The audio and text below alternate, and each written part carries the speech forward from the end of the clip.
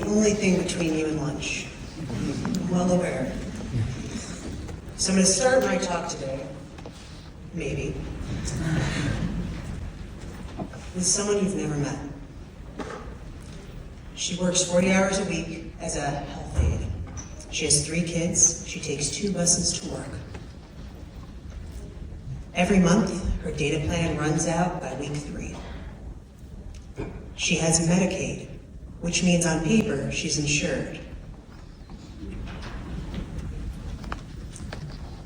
But in early 2001, one of her colleagues said, hey, you know, there's this vaccine, you could probably get it for you and your family.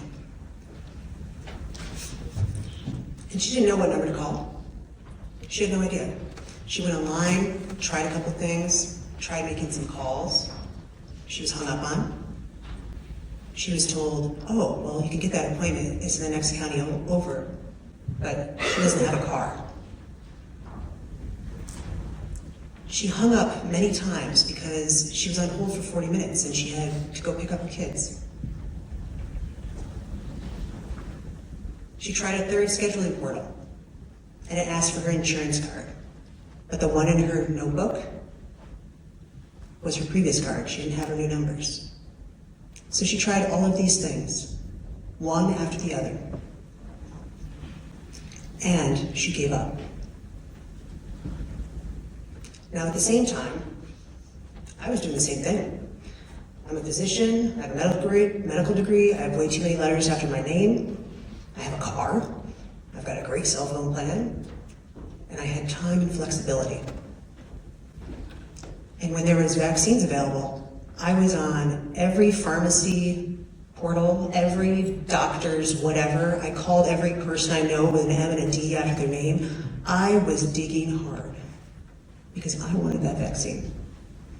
I have way too many kids. We need to get out of that house. And I found appointments 90 minutes away. So I want that to sit with you, that distance. I had every advantage, credentials, the phone numbers no one gets, a backseat dictionary on how healthcare actually works when it's mostly opaque to most human beings. I had time, I had a car, and I had flexibility. And the best I could do was 90 minutes away. The system did not fail us both equally. I was inconvenienced. She was utterly failed. And we designed that outcome in the system. Not accidentally, not as an oversight. By every workflow diagram, every pitch deck, every protocol, every scheduling interface. It was built to run a user who looks a lot more like me than her. So I'm Dr. Sarah Matt, I'm a physician, but I've also spent much of my career digging into healthcare access and how care gets delivered and how it works and how it doesn't. And here's what I need to understand about the last decade. From 2010 to 2023, the United States has spent over $150 billion to bring healthcare technology to hospitals and ambulatory centers around the United States. This is your patient portal, it's your electronic medical records, every RPM, remote patient monitoring device. And the explicit promise was that this technology was going to make things better. It was going to be able to help us bring care to people who couldn't access it. And it didn't happen. By virtually every aggregate measure of healthcare access, the numbers today are just as bad as they were before. And in some measures, they're even worse. Not because the technology failed, because the tech actually did exactly what it was supposed to do. Because we deployed technology on top of a broken system and called it healthcare transformation. So for 50 years, American healthcare has been built for this guy. He's in his mid-30s, has a college education, reads above the college level, drinking lots of coffee, you can see there, but he has a great cell phone plan, doesn't worry about his data, has a great job where he can take time off for appointments in the middle of the day, and is comfortable dealing with bureaucracy. And also trusts the healthcare system, because in general, the system has treated people that look like him rather well. He is a patient that we designed for. And he represents, at most, a third of the population, at most. And the other 2/3, we didn't design past them. We took a freight train and designed right past them. And then we call those gaps in access social determinants, health literacy problems, disengaged patients. It's not the patient's fault. And here's what the actual population looks like. 75 million Americans are functionally health illiterate. They can't understand what they're actually supposed to do with their medication.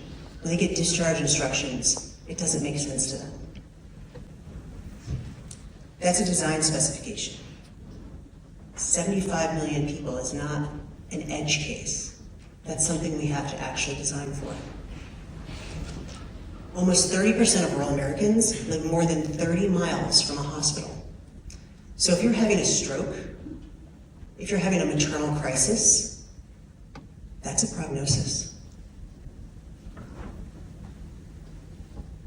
And 68 million people, and I have looked this number up several times because it's a lot, don't speak English in their homes.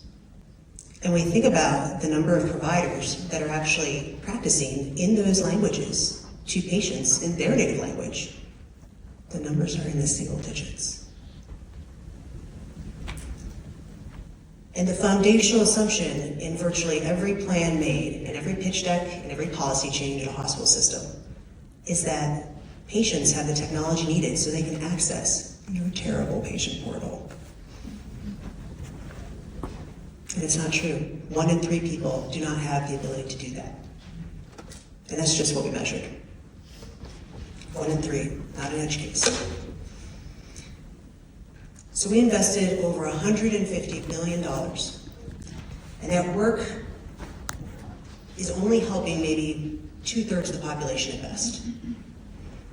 And we call that healthcare transformation. So it's not that we're failing to execute on a good system. We're perfectly executing a bad design. So I've spent years studying access failure.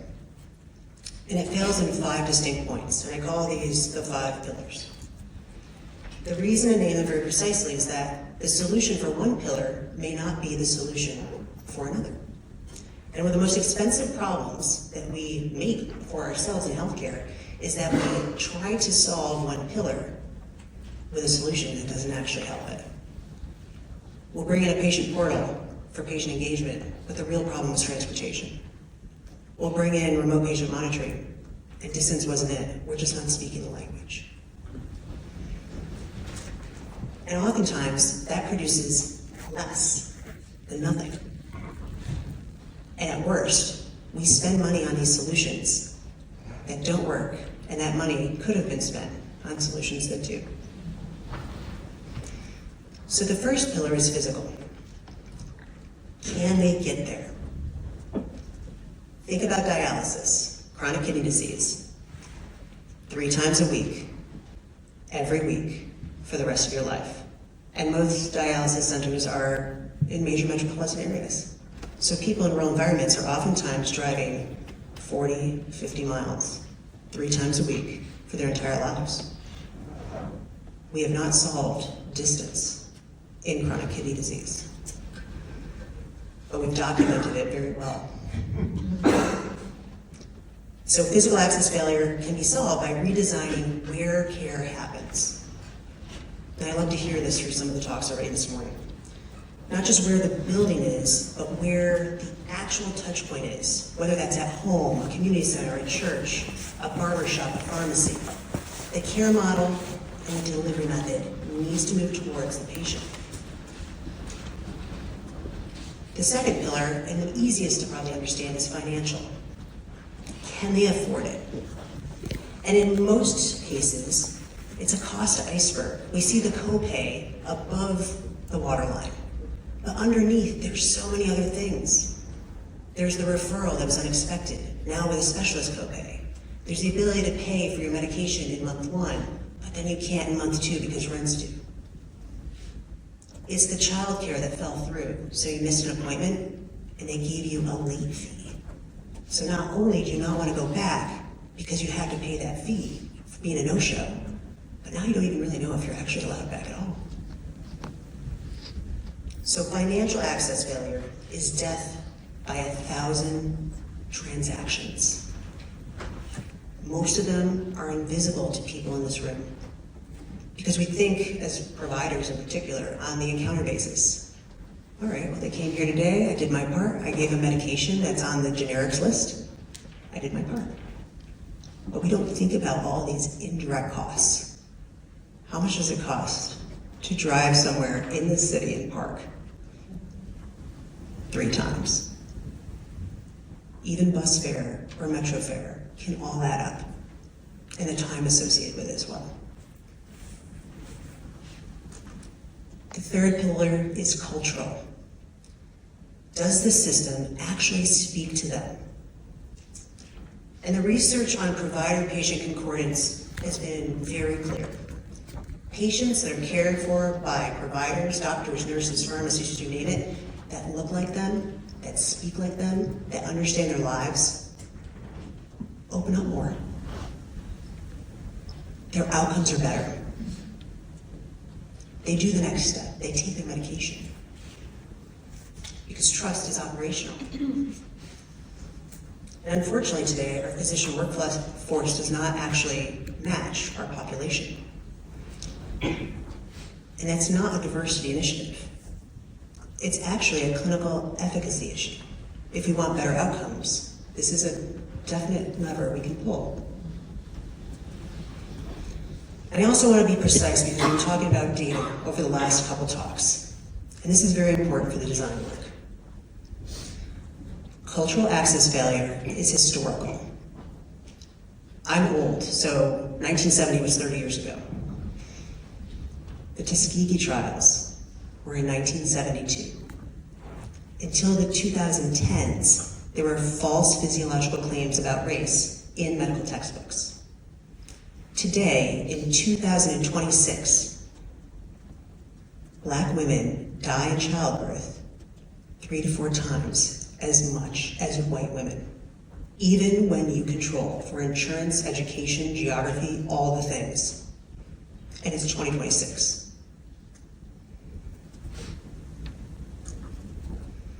Communities do not distrust medicine overnight. They distrust it historically, and they have receipts. The fourth pillar is digital, and I know we've spoken a lot about that today. And this is where most of the money is going as well. Digital health tools are almost uniformly most accessible to the people who need them least. I'll say that again for the back row. For people who need them least. A health system will often deploy a new patient or digital engagement platform, and utilization will be great. That dashboard looks amazing. The CEO is excited. And then someone will disaggregate the data by zip code, by race, by gender, by income level. And the platform consistently will be used by patients who are already engaged, who already understood the system, who are already comfortable with the technology. And the patients most at risk are not on the platform. They're being asked to download something they're just not going to download. And I call this the digital access paradox, because the more sophisticated the tool, the narrower a population it's actually impacting. And because performance is measured by engagement in the platform, those C-suite folks, they see that dashboard, and the gap is invisible. You can have excellent utilization metrics, and at the same time, you can be making actual access worse. The COVID telehealth expansion is a really great example of this. The largest natural experiment on this we've ever done. And we all know that telemedicine exploded in 2020. But when researchers disaggregated utilization, it was consistent that the most utilized aspects of telemed, the population that was doing this, tended to be insured, urban, English-speaking folks with great broadband. The populations with the most to gain from telehealth had the lowest adoption rates. The technology was not the problem. It worked fine. The deployment design assumed a user that did not actually match the population. Digital access failure is solved by asking before you build. What technology infrastructure does this population actually use? Not what you wish that they had. So if your population needs a phone call, call them. If they use WhatsApp, use it. If they need a van to come to their house on Tuesdays, do it. So we've not solved for physical distance. We have not solved for digital. And sometimes we need that van on Tuesdays. The fifth pillar, and for me the most important, is trust. This is the one we are most reluctant to discuss because it's the one we can't solve with a product release. We can't buy it.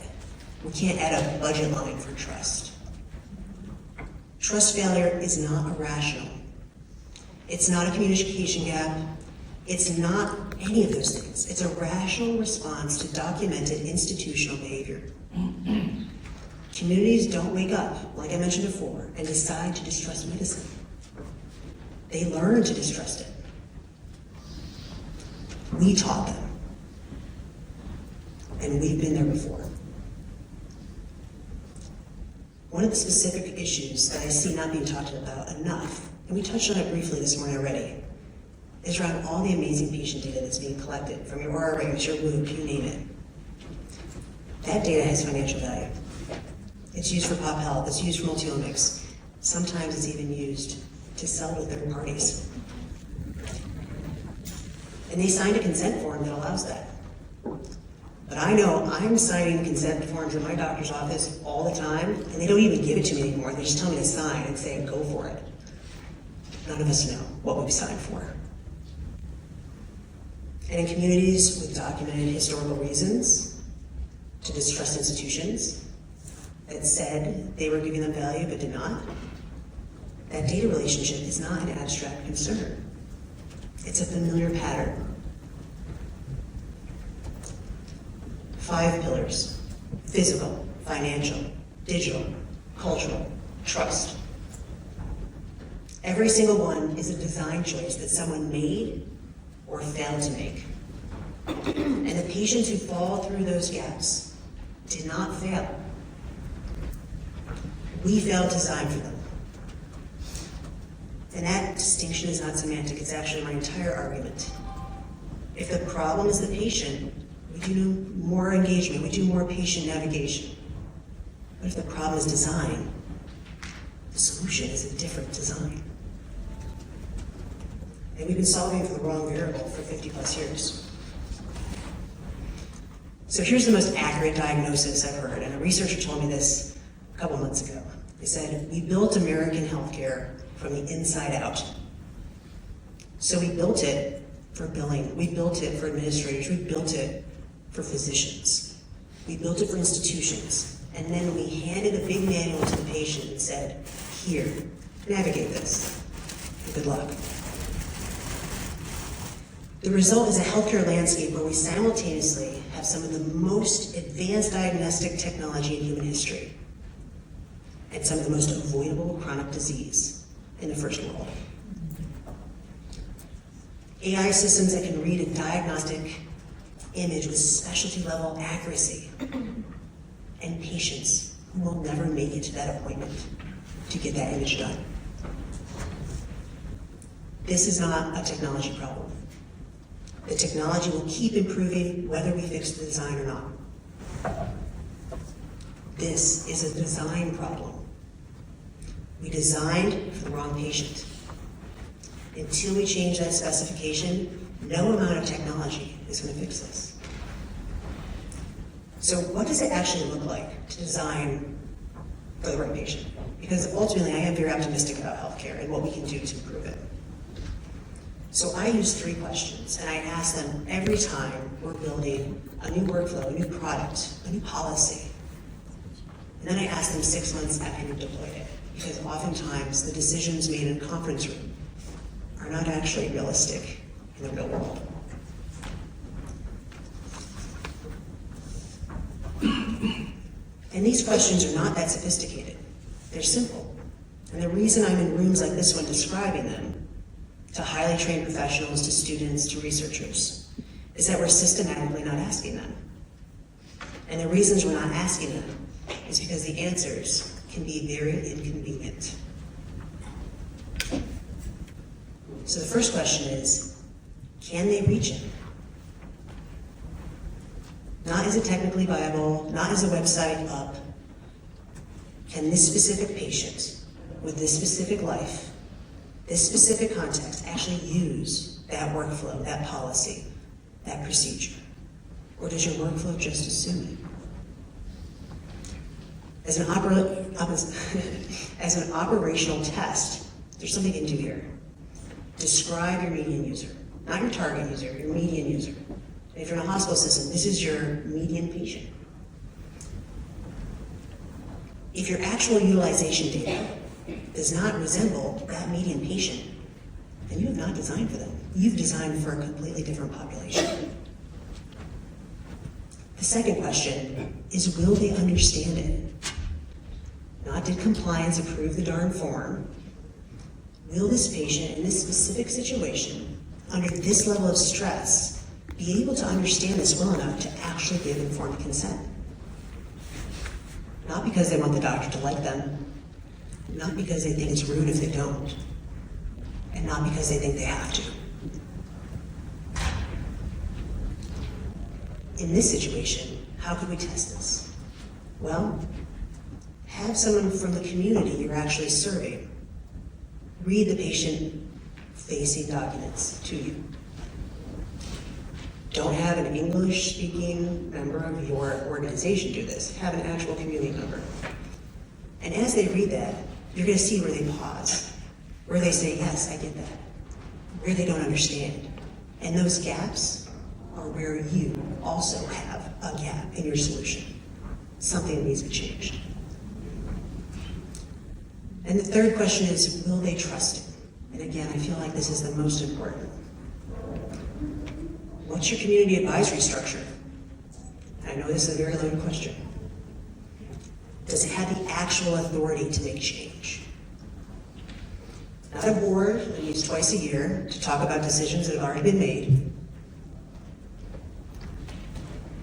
An actual structure where people inside the community have direct access to the people building those workflows and policies, building those solutions. And they can say, this conflicts with what this community thinks about healthcare and how we actually live. And it gets designed as an actual specification into what you're building, not just a PR sensitivity. If your community advisory structure is not aligned to those decision makers, to those people building, it's not an advisory structure at all. It's just a really nice picture for your annual review. Can they reach it? Will they understand it? Will they trust it? If the answer to any of those is no, go back and redesign it. Don't put it out there. Don't say yes. Don't deploy. Redesign it so it actually will help the people you're trying to serve.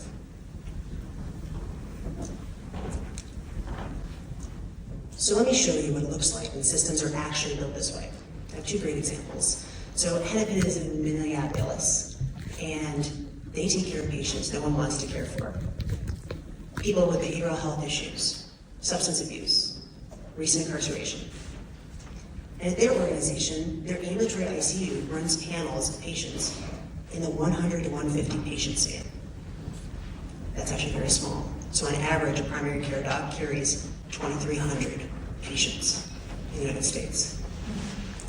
And each team doesn't just include a physician, it includes a social worker, a behavioral health specialist, and other amazing resources like addiction counselors. Because behavioral health is not a referral for them, it's the second half of care. In this model, ED visits dropped, inpatient admissions dropped, and outpatient visits increased, which is the whole point. ChenMed is a provider organization focused on primary care, operating in Medicare Advantage. Now, their population is mostly older individuals in the low and middle income bracket, but lots of comorbidities, lots of disease. Their physicians carry 350 to 450 patients, and transportation is included in every single visit. Because if you're an elderly human being with multiple comorbidities, it's hard to get your appointments. So they make that part of their care. On average, their patients see them 13 times a year. That's 200 minutes of actual care. Now I'm seeing some nods here because I know I don't like my primary care doctor, and I see him once a year at most. And the average in the United States for everyone is 15 minutes a year. They get 200. So their hospitalization rate is 50% of like populations. Their total cost of care is almost 30% lower. But they're also at full risk capitation. So it makes financial sense for them to decrease hospitalizations. And they're actually incentivized to do that. And when the incentives are there, the care follows. So neither is a perfect template by any means. But both prove the same thing. This is a design problem. The systems that reach the patients we never designed for are not built around more compassionate physicians. They're built around different structural choices. Small panels, integrated behavioral health, transportation as part of clinical care. The patient we never designed for does not need another app. And I should literally just drop the mic and walk away on that one. But it's true. Instead, she needs a system that was actually built for her in mind. This is zero distance care, the elimination of every barrier between the patient and the care they need. Physical, financial, digital, cultural, trust. So let's go back to early 2021. Let me come to that poor woman who hung up and gave up. And I'll be honest, my family, we got vaccinated. We drove 90 minutes, we stood in line, we made it happen.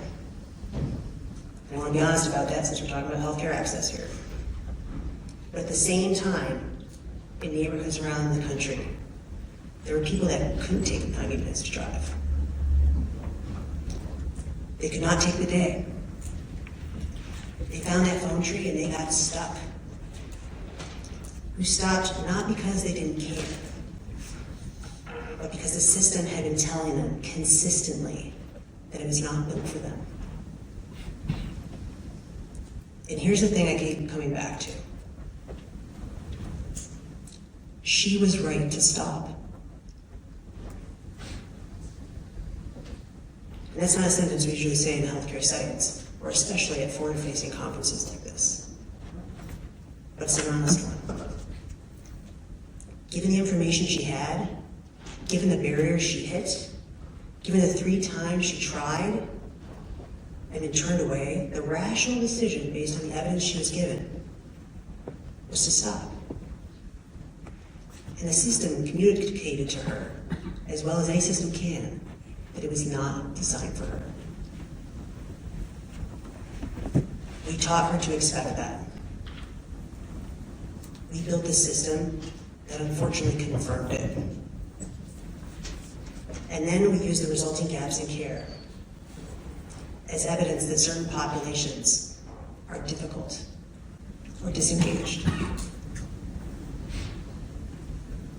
They are not difficult, and they are not disengaged.